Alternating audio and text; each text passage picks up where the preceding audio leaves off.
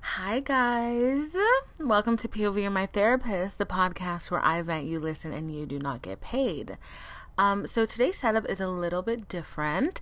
If you're watching on YouTube, you're definitely going to notice this change. If you're listening on the podcast, you're really not going to notice anything at all. Maybe the sound quality might be a little iffy, and that is definitely because I am recording on my Snowball microphone.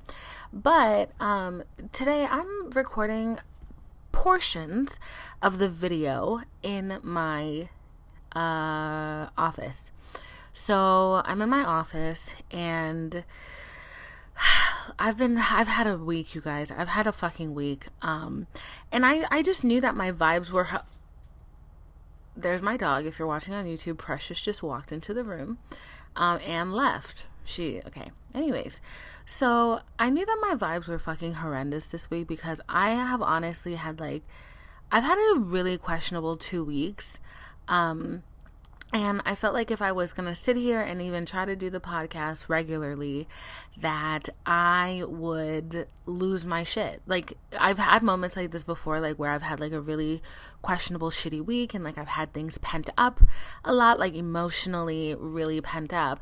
And when I sat down to record the podcast, it became I think this is episode 16. It literally was bar for bar. I was writing a diss track. So I didn't want to do that again because I know how these things go. I'm going to sit down, record, and I'm going to get it all off my chest. I'm going to feel like a bad bitch. And then when I sit down to edit, I'm going to be like, holy shit, I literally cannot use any of this because I sound psychotic. So I learned from that lesson, and I'm not going to do that again. But honestly, everything happens for a reason. Everything happens at the right time. So I decided that this week's episode would kind of be we're going to revisit basically the last year. Cause you guys, POV You're My Therapist is almost a year old. Our birthday is on the 28th, except yesterday I got an email from Anchor saying that my birthday was the 20th. And I was like, girl, my child, POV You're My Therapist, is not a Virgo. She is most definitely a Libra. You're not gonna sit here and tell me that my child is a Virgo. She's not, babe. Don't do that. Do not do that. My daughter is a Libra. Thank you. So, no, my child is a Libra. She was born September 28th, despite what the birth certificate says. Thank you. So, and I'm so excited because, I think in August, it did not dawn on me that we'd been doing this for a year. And I didn't realize the anniversary was coming up so quickly, So I was like, fuck. When I realized that, September 28th was right around the corner, I was like, holy shit, wait. So I have been kind of scrambling and working together to put some stuff together. And just to really be able to celebrate this birthday the way it should be celebrated. And I think one of the things that I definitely want to do is take a walk down memory lane. Take a walk down through some of my favorite segments of POV You're My Therapist. I almost said POV You're My Episode. Oh my God. Of POV You're My Therapist from season 1. It may be 1 or 2 segments from season 2. But yeah, so I'm probably not going to introduce every segment. I'll definitely separate them by using a little twinkle or a sound effect. But yeah, so we're just going to walk down memory lane, and that's going to be this episode. And I'm going to kind of comment on some of the clips because I realize as I'm listening to it, some of these things I just feel so differently about now. And we're constantly growing, changing, evolving, all of it. And it's also funny because I feel I know my state of mind from some of these episodes it was yesterday, even though it was months ago. But I literally remember what I was talking about, what I was going through, what I was thinking about. And honestly, this has been a really good kind of journal to revisit where my headspace has been and kind of see where my headspace is now. So yeah, that's what today's episode is going to be about. I'm really excited about it. I think it's going to be a lot of fun. I'm well aware that visually we are at a different place, so that might be jarring for some of you, but listen, I didn't want to, I'm already emotionally exhausted from the last couple of weeks, and I just did not have the energy to do makeup, to go upstairs in that hot ass room, to sit under the lights, to get comfortable, to look good. I'm coming to you with my heart on my sleeve, friend. I really just didn't have it in me. Like, and honestly, like, you know, I think I've been handling my shit pretty well, but I've been going through it. I'm not gonna lie to you. I've been going through it externally and internally. Like, I went through another friendship breakup. I know, you guys. I went through another friendship breakup, and it's just kind of left me really bitter and a little bit disappointed in a lot of stuff. So, I went through a friendship breakup. The weather's changing, so my lips are fucking chapped. And like, I know that sounds like a really small thing, but like, no, I look ill. My lips are literally constantly purple and like fucking peeling, and I'm getting these horrible pimples because I'm having to wear so much Vaseline on my mouth. It's clogging my pores. And then I'm having a panic attack because the pimples look eerily similar to monkeypox. But then, you know, like 3 days goes by and then it's just still a pimple. And I'm like, fuck, okay, it's a pimple. And then, you know, I buy a good chapstick and then I fucking lose it. And, you know, like little things like that you're just like, must this happen today? And just, yeah, it's stuff like that's been happening. But on the other side of things, if you're watching on YouTube, you may have noticed a little change. Actually, not a little change, but like a big change on the format, like with how I have been posting stuff. I'm trying something new because, you know, I put in a lot of work into the podcast, and you guys are always telling me you want me to blow up and stuff like that, and I want that for myself too, baby. I really do. You know, I put in a lot of work for this, and I would like this to become my full-time thing. So I am just trying something new that I've seen work for some people. So I'm putting my hand in it, and I'm trying it out, and I'm trying my best. So I hope you understand. And then something else that's really exciting. I wanted to have this ready in time for the anniversary, but you know, to produce good stuff, you gotta take time. You gotta take time. And I was talking to my manager. He does not listen. He's like, I'm not your manager yet. And I'm like, no, you're my manager. Thanks. I was talking to him, and he was like, you can either have quality, quantity, or quickness. And I was like, fuck. So I chose quality and quantity. And I, even though I wanted quickness, you shouldn't rush things. So I'm okay with not rushing things. And you're like, what the fuck are you talking about? What things are you rushing? Girl, finally, we're going to have merch. Okay. We are finally having merch, and it's really cool. And I'm super excited. And I'm really excited about it. I have been putting in a lot of hard work. Okay. I've been putting in a lot of hard work regarding this, and a lot of money. Very scabby. But there's my dog. There she is. Yep, there's my baby.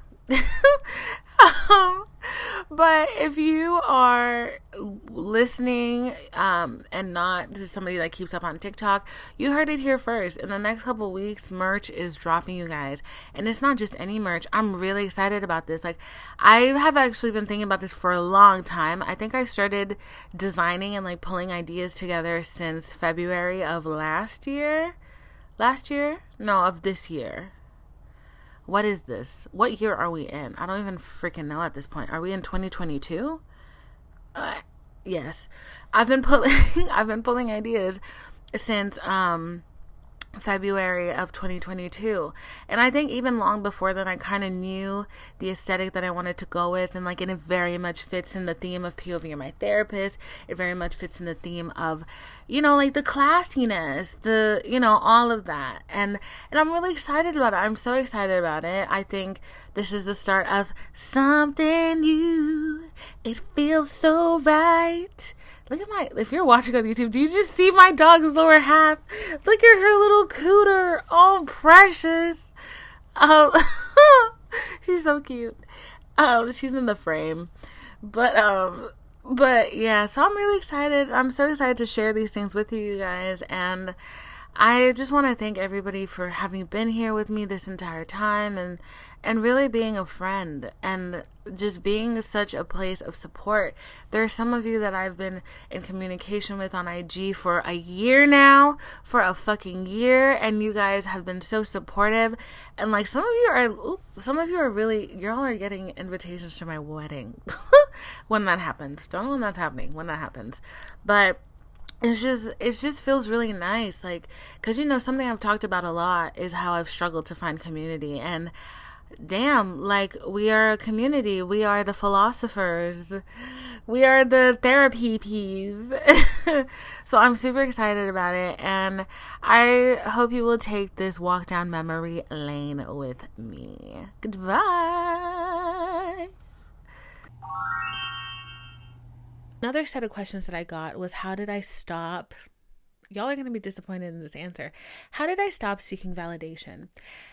The thing is, I don't think I've ever actually really stopped seeking validation. I think I have just gotten it to a point where it doesn't drive my fucking existence. Okay? Because we're always seeking validation. And that's the thing. Like, I don't actually think there's anything wrong with seeking validation. We're people. If we were meant to be alone, we would be born by ourselves. And, well, okay, I know we're born by ourselves, but I mean, like, we would hop out the womb. Like, we wouldn't need a womb. We would need not even an egg. Like, we'd be like a fucking, you know how, like, flies come out of, like, rot? That's what we would be like. Like, we would be self-sufficient from birth to death. If we didn't need connection with other people, we wouldn't have other people. We wouldn't feel that longing. Like, the need for validation, I feel like that's actually a very normal thing. And I feel like that is just about as human as you can get. The need for needing other people is just about as human as you can get. And I think sometimes people who are not used to, like, prolonged loneliness, who are not used to actually just existing in their own fucking company, fix their mouths so easily to tell you, you don't need anybody else. You don't need a man. You don't need this. And it's like, yeah, you think I don't need that. And maybe I don't need that. I can survive. I'm definitely not going to die if I don't have that. But it's actually very painful to just keep living without it. And a lot of the times, like, my friends will tell me that, even my single friends. And I look at their lives and I'm like, I'm not about to get mad here. You have 2 parents. You have a group of friends that you have known since you were a child. I have myself and my dog and my parent when they're not being judgmental and micromanaging my existence. And then I have a sister who is 10 years my senior and living a life. Tell me where I can find that in my life. And then we can have a deeper conversation about how I don't need these things. I know personally, it's not that I need attention from a man. It's that I need a community. I know that if I had that community, I wouldn't care about dating as much. Like, I wouldn't. But I don't have that. So I care a lot, actually. And people are like, learn to be in your own company. Bro, I'm in my own company 24/7, 365. Shit stays on my mind. Okay? I'm in my company all the time. I would love to be in somebody else's company. But not too long ago, my sister said something to me that I was like, you're going to need to shut up or else I'm going to, like, rock your shit. I was telling her, like, all of my best friends live in other places. They live so fucking far from me. If I needed a hug, I'd have to get on a flight and fly to New York. Or drive 4 hours to fucking Nashville. Okay? So I just don't have that company where I am, and I absolutely hate it. And that is a conversation for a different day, because I'm not about to fall into this pit of despair today. And I was like, I just wish I told her, I was like, I wish I had a friend here, like somebody that I could do everything with and whatever. And she was like, you know that you can't force people to do everything you want them to do, right? Did I say that? I didn't say that. That's not what I said. I said I wish I had company. Like, every time I start talking about, like, what the things I want that involve somebody else, people who already have a semblance of that want to tell me that, oh, it's not all roses and flowers. It's not what you think it's like. They're like, a relationship is not what you think it is. You know that, right? Like, I'm like, bitch, shut the fuck up. I'm not stupid. I'm not dumb. I'm not, I don't know. I don't wear rose-colored glasses. Like, I'm not making shit up in my head and saying that these are the rules. Like, I'm just telling you what I want. Like, I want, like, if you're a person who, when people tell you the human connections they crave, you, without meaning to diminish it and invalidate that, I want you to just shut the fuck up. Don't tell your single friend who's been single for like 10 years that she needs to just focus on herself. Because what do you think she's been doing for those 10 years? No, really, what do you think she's been doing for those 10 years? Who has she been spending time with? She hasn't been focusing on a spouse because she doesn't have one. Or a kid, she doesn't have one. You see my problem here? So I have a lot of issue with that. And I hate hearing it. And if you're my friend and you've said that to me recently, know that I wanted to choke you out when you said it. And I just decided not to because it's not worth jail time. And also I didn't explain myself because it's just not worth explaining to yet another person who's going to wipe it from their memory and say it again in about 2 weeks. So yeah, I didn't really plan on, I don't know, I didn't think about what I was going to talk about today, but I didn't think I was going to talk about relationships again. But I think I might, because I feel like there's still a lot to unpack here. As my therapist would say, there's a lot to unpack here. There were also a lot of men in the comments talking about how, one guy said I was an awful woman, and I was like, bitch, shut up. I was like, shut the fuck up. Like, quite literally, anybody who has the ability to fix their mouth and call me an evil, devious, awful person, I know you don't have sense. I know you don't, because I'm quite literally so wonderful. And if you hate me, you probably hate women. I know that sounds a little cocky, and maybe it is, but I just don't care. And I just don't think I believe you. So, there's that. But there were a lot of men who were like, I don't know, saying that like women were part of the problem. And it's just like, no, they're not. Men are so emotionally unavailable. They're so just lost, and in a way that is just like, how have you survived for so long? And actually, you're not surviving right now, because women want emotional competency and you don't have it, and women are suffering because of it, and men are suffering because of it, and it's this humongous divide that is like, women will take the time to go and take care of their mental health and seek to be better and try to be better, and men are just watching from the sidelines, sometimes getting mad because their girlfriends are realizing that they're codependent and that they're in shitty relationships and that they need to step up. And they're like, ew, I don't like what that's done to you. Like, I just don't get it. I just, like, why, in what world do you not want to be a better version of yourself? Just because it means confronting that you might actually be a piece of shit. Okay. That makes sense. But yeah, there was just a lot of men like trying to tell the thousands of women in the comments that they were wrong. And it's like, if so many women feel the same way, you don't start to wonder, maybe there's an issue. I just couldn't imagine. Imagine being a man right now and thinking that there's not a man problem. That's shocking. That's crazy. Yeah, I don't know. And honestly, reading a lot of these comments from the women, and like there were married women talking about how their husbands were shit and how terrible they were. And I was like, bro, I was trying to feel optimistic. I was trying to feel like, love is a possible thing and not settling is a possible thing. But you know what? Reading these comments, I really just, my optimism has fled.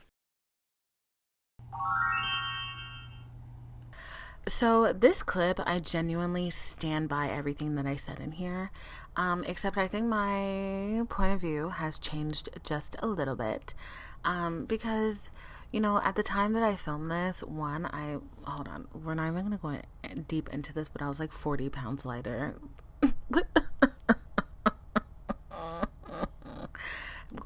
I'm getting back into the gym. Okay. Rewatching these has really, like, I'm like, oh my God, what did I do? Anyways, I look so young. Let me stop looking at myself. Okay. I stand by everything a lot of what I say in this, because, like, it is very valid. And at the time of what I was going through, extremely fucking valid.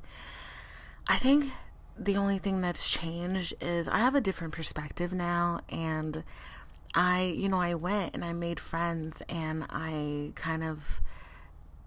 made friends, and I was going out every weekend, and I was having a lot of fun. And to tell you the truth, I'm not lonely, but I realize that there's a lot of things that when you don't have it, it seems better than when you do have it. And I think that is something that I definitely, like, looking back now, I'm like, yeah, like, this version of Divine, like, she has a real good point.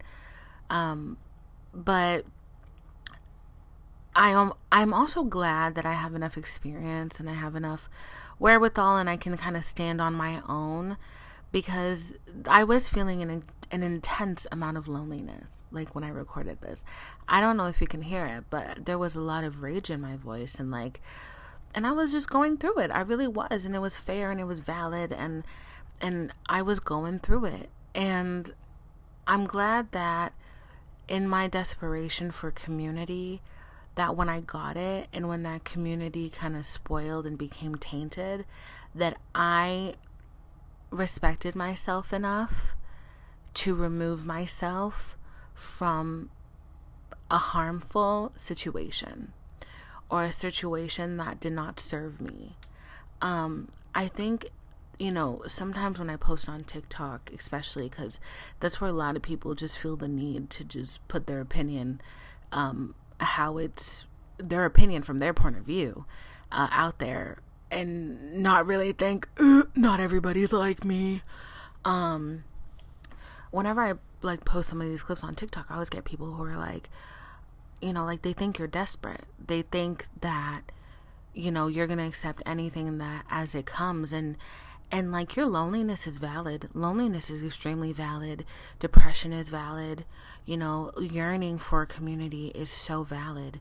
But I think once we're in that community, we shouldn't be so afraid of being alone again that we keep ourselves in a situation that is harmful to us mentally, physically, emotionally. I don't think that there is ever anything worth sacrificing peace of mind for.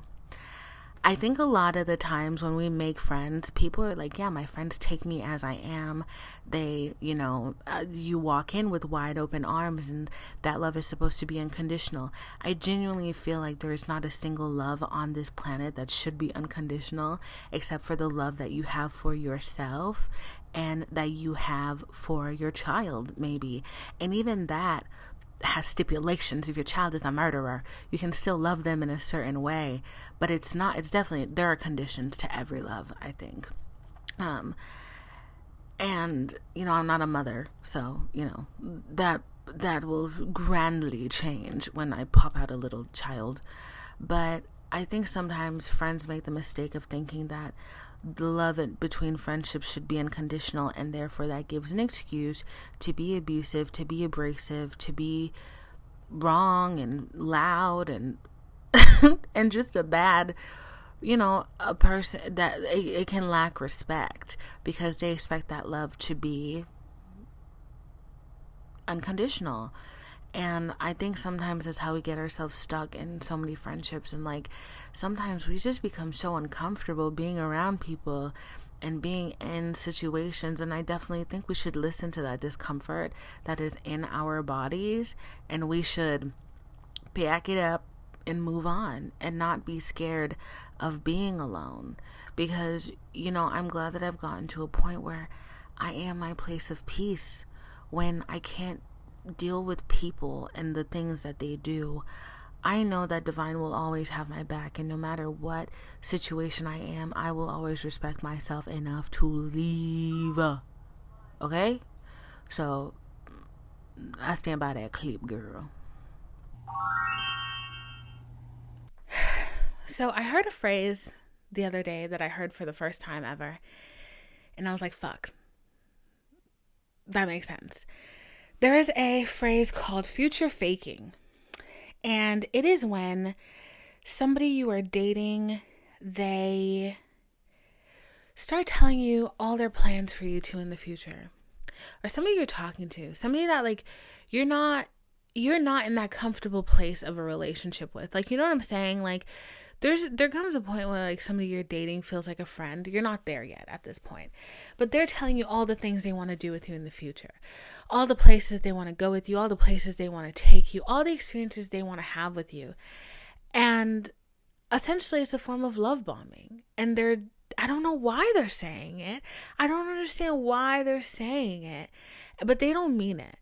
And they're either doing it from a place of fear or a place of soothing themselves and bringing themselves comfort, trying to think that they have the ability to get to that point, when in real life, they don't. They fucking don't. So this motherfucker future faked me. And I fell for it because, like, honestly, like, I don't know. I thought the universe was sending me signs. I was just being a dumb, bubbly bitch. And I really thought, I was silly and I thought that a man could be great. So he future faked me, and the thing is, like, he told me all that stuff and then just disappeared. Interesting. So I was like, all right, well, I'm not gonna reach out because I'm just not. Why would I? But then I was like thinking about it, and I was like, you know what, fuck it. If you're my person, it shouldn't matter if I reach out or if you reach out. So I texted him, please tell me why this motherfucker left me undelivered, watched my story, and then just never answered. And I'm like, you're done. You're done. You're done. And also I'm done. It gets harder and harder to imagine a world where I get past the prerequisite of the talking phase, of the talking stage. And I'm getting older, and I just don't get it. I don't get it. I spend a lot of time reflecting on my life. And like last night, one of my friends, she said to me, she was like, she pulled my cards a couple days ago, actually. She pulled my cards and, you know, like she did the whole ritual. And she pulled my cards and she received, she sent me a picture actually. And she got, I'm scrolling. Okay. Oh, that's why it like unloaded itself. She got, the first card she pulled was, hurry up. Okay, the first card she pulled the 10 of Cups, the 7 of Swords, the 5 of Wands, the King of Swords, and the Hierophant. So, which I thought like was pretty on point, like regarding like work and stuff, because it literally was like, keep doing your podcast. That's what I got from that. And then when I asked her to pull for my love life, and essentially like this person in particular, we got the Fool. So, and I know the Fool means like approach things with like a care-like wonder and excitement and stuff like that. And I know that. So I hope for the best. And I was like, I'm going to text him. And then I text him, and then, you know, all that happened. And I was just like, all right, I'm not doing that anymore. But she told me this morning, she was like, she's gotten to a point where she was just like, I'm just going to focus on my work and like the stuff I already have going on. And I'm just not going to try to find anybody. And the thing is, I feel like I don't really go looking like for relationships. Like these things find me. I'm like, it's like, I feel like every time I think about it, I feel like I'm just sitting there in my corner, like painting. And then somebody comes and they're like, hey, can I offer you a cookie? And I'm like, sure. And then they give me the cookie and there's a fucking razor blade in it. And then I'm like bleeding. And then they're like, oh, what's wrong? I'm like, the cookie you gave me has a razor blade in it. And then they're like, well, I didn't tell you to eat the cookie. I just, I came and gave you a cookie. I didn't tell you to eat it. I came and I told you I liked you. I didn't tell you to believe me. Why would you do that, you silly goose? So that's what I feel like. And I love cookies. And and I just feel like at this point, I just am not going to eat any more cookies. The way that I just sighed watching this clip, because I was actually laying in bed last night thinking about this, and it was like it was like 6 a.m, and I felt like a wave of loneliness enshroud me, because I was like, it's almost October, it's almost, pumpkin picking season, it's gonna be autumn, it's about to be autumn, like, it's feel like autumn outside. Like, I was like, it's fall, the leaves are changing, it's going from green to brown to orange to yellow. This is my season. This is spooky, spectacular season. And I was thinking about how last Halloween, I was talking to this guy that this clip is about, and I really, y'all, the things that this man was like texting me, like, he was basically like, because he was away, remember, jogging your memory, he was away.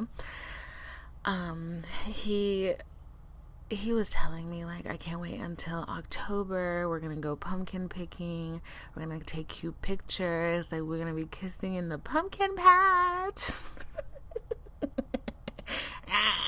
was like, we're gonna be kissing in the pumpkin patch. Like, he was just like, oh my god, like, I was eating it. I was like, this is Christian girl autumn.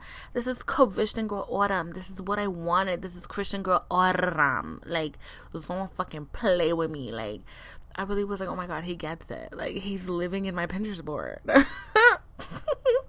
So, I was really excited about what could have been, and like, I was like, oh my god, I'm finally gonna get like my first boyfriend. He really likes me. He's so handsome. And he was so handsome. Like, he was tall. Like, he was handsome. He was all of it. And I was so shallow, child. Still shallow as hell.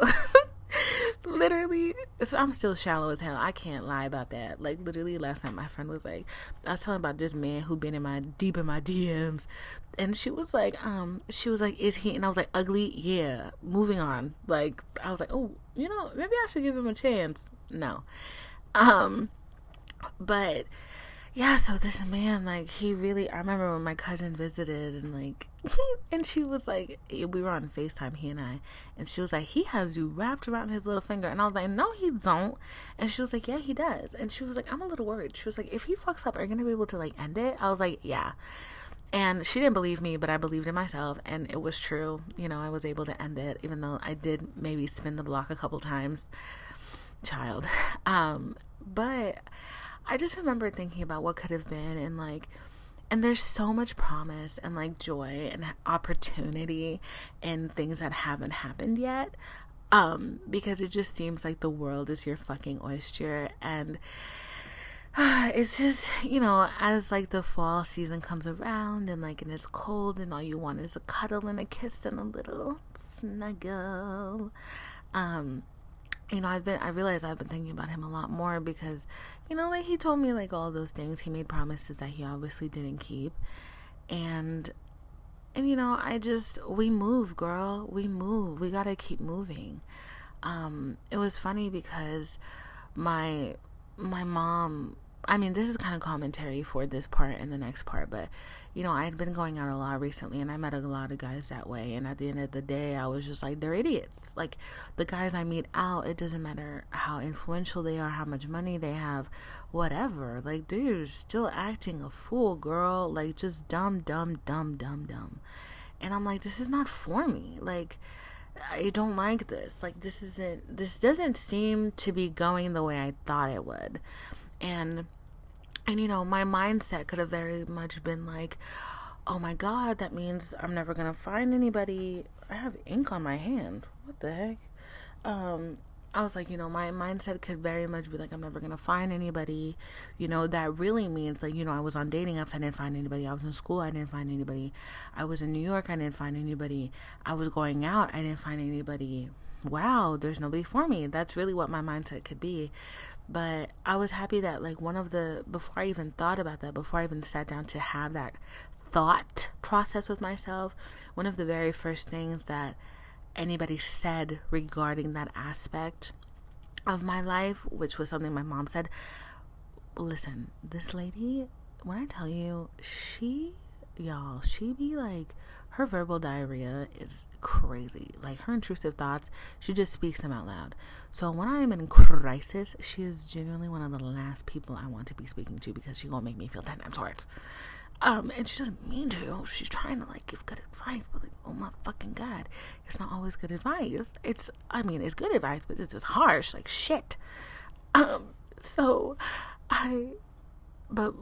miraculously, Jesus went into her body and spoke through her lips, and she was like, you know what, this is a great thing. She was like, you were at home, you didn't meet anybody, you thought it was because you weren't going out, you were going, and now you were going out and you didn't meet anybody. She was like, so all that means is that you are not in the right place and time of your life to meet somebody.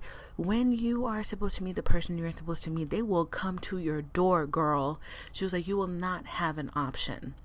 You will not have an option but to meet them, because life is working on its own without you, and it doesn't need you to try to go out and find what it already has planted for you, because it's not showing up yet, because life doesn't want it to. So she was like, so for now, just sit down and worry about yourself, and when the time comes, the time comes. And I was like, damn, that was so profound. Thank you for saying that, because I don't know what I was expecting her to say, but girl, I was a little scared. Okay? Because she, listen, Caribbean mothers, honey bun, that little thing, that censor button that's in your head, it's like, oh, maybe let me not say that because it might hurt some feelings. It don't exist up in there. No, it don't exist up in there. So that was the first thing I heard regarding that. So I was very happy to hear that. And I was like, you know what, bitch? You right. You're fucking right. I've done everything I could, and I still haven't met anybody. And I think that just goes to show that when I meet the person that I'm supposed to meet, I will meet them not by my own accord, but by life's accord. And they are going to be everything that I ever wanted. And I'm going to be extremely happy. So, there was something else I was going to say. I'm going to say something else. I don't remember. Anyways, here's the next clip. A couple weeks ago, I was having a conversation with somebody where I don't even want to repeat this conversation. And I hope he doesn't listen to the podcast. If he's listening, exit. You're in women's business. Fuck.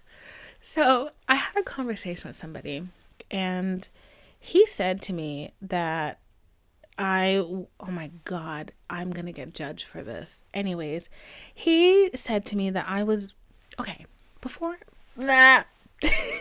I'm making so many excuses, okay? So one thing you have to understand about me is I am actually a very patient person. I am. As hard-lined and as extreme as I may seem, I give a lot of chances, and I am more of an observer than anything. So I always have an idea where my relationships are going to go, because I'm watching you more than you think I'm watching you, right? And I'm not saying that as in like I'm judging, I'm this, I'm that. It's just me. I talk a lot here, but like when I'm with somebody, I don't say much. I don't say a lot unless I have a reason to. And like I barely word vomit. Like that's not a thing that like happens to me. So it happens here. In real life, it does not happen to me. Shocking. But so when I am with somebody, I like to let them talk. And I feel like you learn a lot more about people when you just let them talk. Because a lot of times people will open up, or they'll dig themselves into a hole and reveal the real them. And reveal the real them can go good or bad. So that's just how I feel about that. And I'm not doing it on purpose. It's just how I am. Anyways, so all of that to really set up. So anyways, I was letting this man talk. And he was like talking himself into a hole. And he was telling me that he was attracted to a certain type of woman. And the type of woman he was attracted to is not me, number one. He didn't say it like that, but I was like, that's not who I am. So like, what? Anyways, so he was attracted to like a certain type of woman. And like, I don't really want to say like they're alpha females, but like women like Rihanna and women like, okay, I'll just say this. Rihanna and Selena Gomez, right? They're two different women. They're both very powerful, but Rihanna has an intensity that Selena Gomez does not, right? And even like Rihanna has a certain intensity that Beyonce does not. I feel like Beyonce's intensity is more reserved, and you feel like I'm scared to even open my fucking mouth. But it's like out of respect and not fear. And I feel like Rihanna, you're scared to open your mouth out of fear. Okay? That's how I feel. Or that's how I perceive them. So he was telling me that he liked the Rihanna not opening your mouth out of fear. And he said that, and I'm not even going to get into how I felt about that because I didn't really care. I'm just going to say that. I didn't give a fuck. But I did start thinking about like women like Rihanna and women who have that personality type, because there was a point in time where I had that personality type. I really did. And I remember it was when like I first left high school, and I went into college, and I had that personality type, and I got my way with everything. I was very much a bitch. I was very much a spoiled brat, and I knew it, and I loved it. And, I didn't care. And I miss her. I fucking miss that girl. And I really started thinking about that. And I was like, damn, when did I lose her? When did I lose track of her? And then I realized that it was when two things had happened. I made a new friend group, or I was like kind of being ushered into a new friend group by one person in that group, and nobody else in that group liked me because they felt I was really harsh.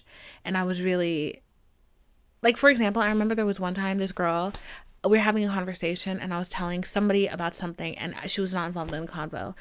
And she tried to butt in, and I literally told her, I was like, shut up. I don't know you. Why are you in my conversation? There were 10 different nicer ways to say that, but I chose the meanest one. Okay? So I was, for a time, very mean. And it didn't come from a place of insecurity. I don't even think that's the crazy thing. It didn't come from a place of insecurity. It just came from a place of like, I knew my boundaries. I don't fucking know you. Why are you in my conversation? Bye. Like, very much like that. I wasn't open to getting to know new people. None of that.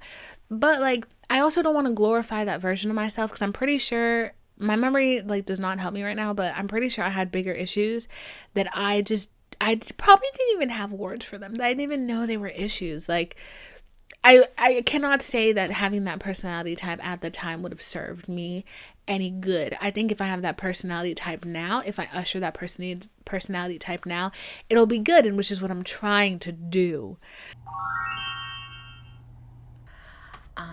Okay, so this clip, I kind of got frustrated watching it, and the reason why is because this man that I'm speaking of here, I just gave him way too much credit. I think in this clip, I very much was, not in this clip, but I think in this episode, to be honest, it was very much giving victim. It was giving victim. And, I am a victim of a lot, but I think it comes to a point where you have to kind of take hold and, grow up. And man, let me tell y'all, I'm just gonna go deep dive into it. So this person is somebody that in the last couple of weeks that I've kind of been around a lot. And looking back now, I really just gave them too much fucking credit, bro. Just way too much credit. And it's like, they're not that smart. They're not that spectacular. There's nothing really special about them. And I think what makes I think really one of the things that made him the most special to me was because of how I felt when I was around him. But I don't think that that was because he made me feel loved. I think it was because I saw the capacity of love that I could express when I was around him, because he made it so easy to give him love, which I don't know if that's confusing, how I just stated that, but I think the thing that I was in love with was something about myself when he was around, but not necessarily him. It was an expression of myself, because girl, he gave us nothing. Girl, he gave us nothing. Go girl, give us nothing. That was him. Nothing. And like, I have no reason to have really felt that way. And like, looking back now, I'm just like, I gave him way too much credit. And I think the reason why I did that was because at that point in the podcast, I'm not gonna lie, I'd feel like I didn't know a lot about myself. I feel like I was still learning who I was, and I was still trying to discover myself. I was in the midst of an identity crisis. I think I like, when I watched that episode, when I listened to that episode, and like a couple of the episodes before, I really feel like I was a child. Like, I was a child. Like, mentally, I was a child. I blamed a lot of my, my shortcomings or my emotional wounds on people, and like, I wanted them to be the one to fix it. And it gets to a point where you're like, these people are never gonna fix it. They're never gonna fix it. And I think at that point, I was thinking that, this is an emotional wound that needs to be fixed by him and I being in a relationship together. Girl, don't do that. No. And I really wanted him to be the one to fix that wound, and I felt like that wound was going to stay open because I never saw him, because we never talked, we never did anything. But then, bitch, I was seeing him all the fucking time, and not in that capacity, but like, we were just running in the same crowd. I was seeing him all the fucking time. He had ample opportunity to fix that fucking wound. Did he fix it? No. And it even got to the point where I told him that there was a wound, and he was like, He was like, oh, well, bitch, no. So I was like, hold on, it's not wrong here, girl. Something is wrong here. So, ample opportunity to fix the wound. He didn't fix the wound. He didn't really care about fixing the wound. And I realized that the reason why he did not give a fuck about fixing the wound was, one, because that boy is a walking wound, girl. So I was like, alrighty then. Why was I waiting on somebody, basically on somebody's permission to heal myself? And I was like, this is fucked beyond reason. I think I took a lot upon myself that I didn't need to take upon myself, to be a hero, to be a heroine. And then when the person that I wanted to save was not allowing me the chance to save them, I was the victim. Girl, no, we're not doing that. We're not doing that. A lot of it, like, it literally, I remember one time I was speaking to him, and what did I say? I asked him basically, like, what the issue was, like, between us. And he was like, there is no issue. He was like, I don't hate you. I don't have anything for you. And I realized that, oh my God, you don't feel anything for me. Like, girl, it was not giving. And I like that episode because there's a lot of funny bits, and like, I was really going in, I'm not gonna lie, like, it was a full rant session. But I also think, like, I was still emotionally immature, like, and watching back and like learning things about myself and about other people, and girl, the emotional immaturity is really jumping out. And like, and the funny thing is, at that time, and still, in my point of view and in my reasoning and in trying to learn and heal and grow, a lot of what I said was valid. A lot of it was valid. But that's the thing, though. A lot of your pain is valid.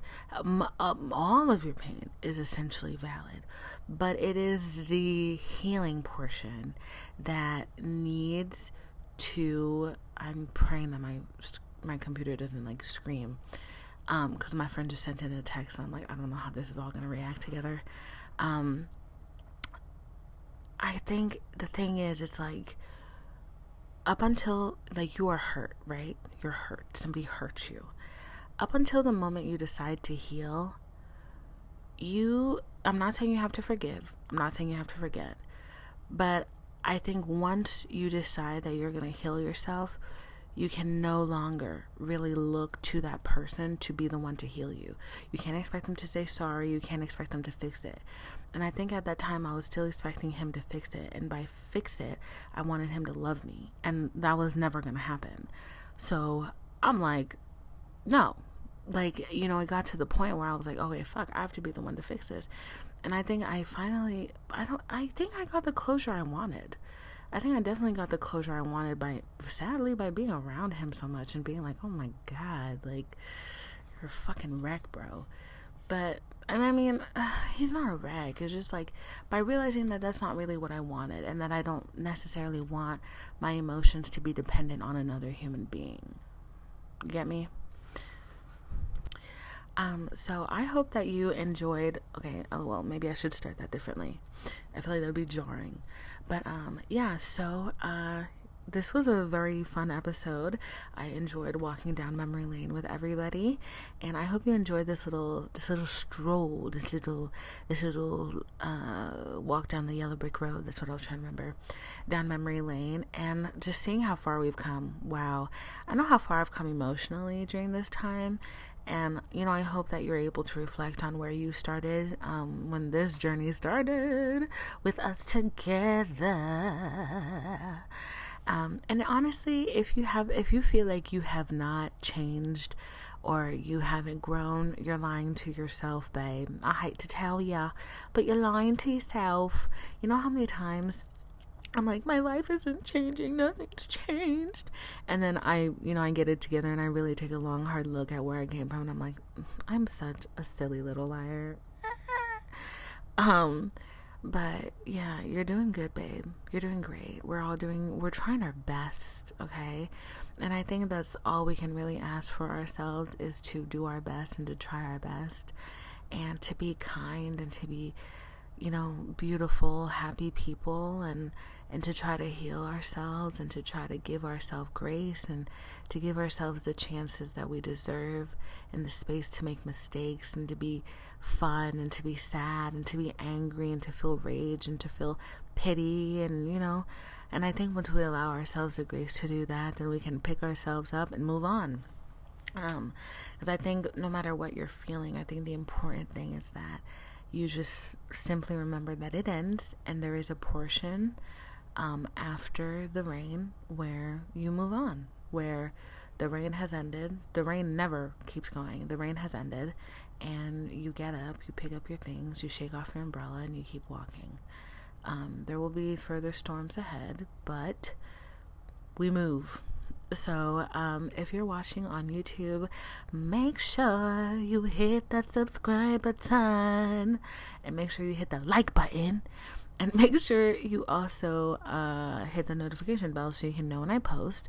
And if you're listening on Apple, please leave me a rating or a review. If you're listening on Spotify, leave me a little rating. And you guys, I'm really excited about the merge. I'm excited about everything. I'm excited because I'm going to do a giveaway. So stay in touch. And if you want to follow me on Instagram or on Twitter, it's at VinePhilo, VinePhilo, VinePhilo, VinePhilo. I love you. Bye. Mwah.